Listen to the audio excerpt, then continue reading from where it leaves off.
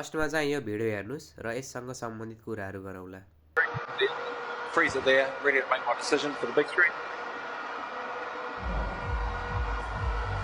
लीजिए आखिरी गेंद पे वो सिंगल बटोरने की कोशिश थी जो I think this is the most heart breaking movement of Nepali cricket. किनकि यो गेममा चाहिँ हामी सबैलाई थाहा छ होला के भएको थियो।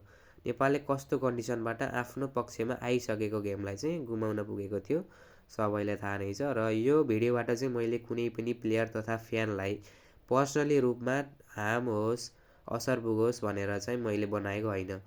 यो गेमबाट चाहिँ हाम्रो प्लेयरहरूले के सिक्नुभयो, किनकि उहाँले बारम्बार भन्नुहुन्छ नि त अब स्टेटमेन्टहरूमा वी आर लर्निङ, हामी सिक्दैछौँ भन्ने कुरा।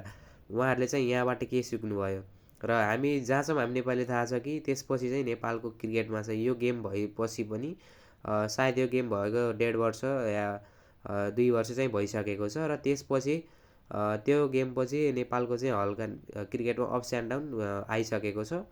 र रिसेन्टली फर्म हेर्ने पनि नेपालको T20को चाहिँ एकदमै राम्रो रहेको छ। उहाँमा चाहिँ त्यो क्यापासिटी रहेको छ कि जुन अपोनेन्टलाई पनि हराउन सक्ने क्यापासिटी चाहिँ नेपाली प्लेयरमा छ।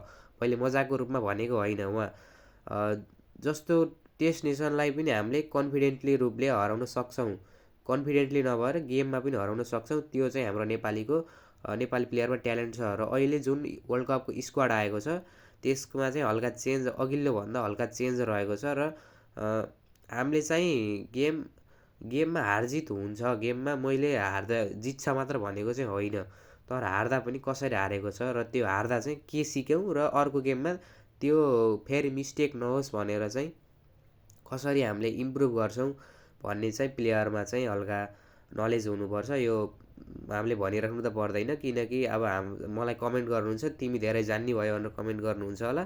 र प्लिज मैले त्यस्तो भनेको होइन। र यो प्लेयरले चाहिँ बुझ्नु पऱ्यो। र यो गेमबाट चाहिँ हाम्रो क्रिकेटमा चाहिँ सबैको चाहिँ नजर चाहिँ परेको थियो हाम्रो नेपाली क्रिकेटमा चाहिँ यस्तो हाम्रो राम्रो खेल्दो रहेछ भन्ने। र प्लिज अबको वर्ल्ड कपमा चाहिँ हामीले राम्रो गर्नुपर्छ। र हामीले 1 रनले हार्ने होइन, 1-2 रनले हार्ने होइन, अब 1-2 रनले हराउने हो अरू देशलाई। त्यो मुभमेन्ट चाहिँ हामीले देख्न पाइयोस् यो वर्ल्ड कपमा। र यसैको साथ जय देश जय क्रिकेट।